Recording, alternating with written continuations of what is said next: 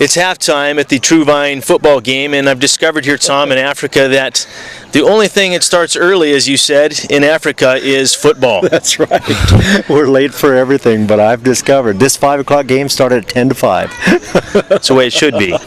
Priorities are right. Being that we've been here for a week and a half, Tom, today we kind of hit our climax with what Hope for Kids is kind of really about. Could you tell us a little bit about that? Well, really, our whole project here started with the thought, what can we do for these orphans? We have about 500 orphans we sponsor. So today we gathered about 300 of them to be able to give them goats. We gave about 203 goats. We gave mattresses. We gave mosquito nets and sheets and anything that they needed like that. So a lot of practical things. Also, some of our sponsors from the States sent things with us that we'd give to individual orphans, and so it was a great day. I mean, there's a lot of joy in being able to give that, and then to see the response of the kids when they receive that stuff is really special. Now, you've been in Africa now for how many years? Oh, this is only my 6th time here in 18 months for this project. All this has happened in this short time. It's amazing. And what has the program grown to? I mean, you started probably with few orphans, and you're probably fairly large now. That's right. Now we started with just, I think I had 33 orphans, and then that sponsorship has grown to over 500 now. We're hoping to expand it into about 1,500. And we dug a well for the community. We built a medical clinic. And then we built a huge church. And now we're expanding that clinic into a hospital. And it'll be opening in a few months, and it is beautiful. I mean, it is really amazing. We also just built a store on our site. We have 19 acres. That's where we're building all of this. That store will distribute food and whatever the orphans need, whether it's household things or food that they need weekly or whatever. So that's the main purpose of the store. And then our next phase is we'll build a boarding school for 400 of kids. It'll be a mixed-use school, primary school, that kids who are of wealth in the area, maybe they're landowners, maybe they're cattle owners, maybe they're business owners, they'll want to send their kids there. It's a Christian school that'll be high in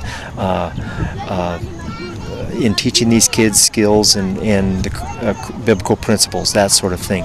Then we'll board about 400, and it'll be an expensive school. But the rich kids will be able to afford it, and the orphans who are sponsored will.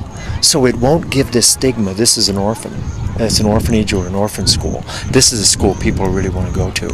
So that's really cool. Then the next stage there it's called Life Skills. It's a vocational school. And that'll be for students that are older, even men in their 20s and women in their 20s. We're teaching tailoring, welding, agriculture, all kinds of things that they'll be able to use to be able to have the dignity of making a living. Also, there's a large number of widows who've been left. And we'll have our goal is about 150 of these widows. We're teaching sewing and different things like that, and things that they'll be able to make some simple things they can sell on the market or be trained to be able to earn a living. Tom, a couple days ago, you introduced me to a good friend of yours by the name of Amazing John. And I'll tell you what, in the last week and a half, I've heard many people in our group and outside our group, the villagers here in Africa, who have said the word Amazing Tom many, many times. And these people here, it's not really a friendship, it's like a family love. Yeah, it is. And I can definitely see it, in your eyes and their eyes, from the smiles. But you do Hope for Kids outside of Africa and other places. Can you tell us a little bit about that? Well, first of all, let me say, it just takes all of us. You've really made this team, and your input of meeting with the schools and teachers and students and all of that, and just the way you've been. So thank you for that. We're using this model. This has really we've been doing this for 33 years, but now we've kind of refined it to this kind of model that we can help in the area of agriculture, we can help in the area of education and everything. So this model is being reproduced right now in Romania. We've been sponsoring students there that we've known in the orphanage, and now they're going on to the college and the university. We've been sponsoring them. That's called the Unifund. Now we're starting a sponsorship in gypsy villages, building clinics, starting agriculture, starting that whole thing. So they'll be able to bring the life up of the kids. In Peru, we're going to be building 10 clinics, and we've done this in a number of countries, and then using agriculture to make it self-sufficient. We have almost 60 acres here we're farming now, and the cash crops are what's going to fund the hospital and the school and all of that. So yeah, we're doing it around the world. Yeah. That's why we call him Amazing Tom.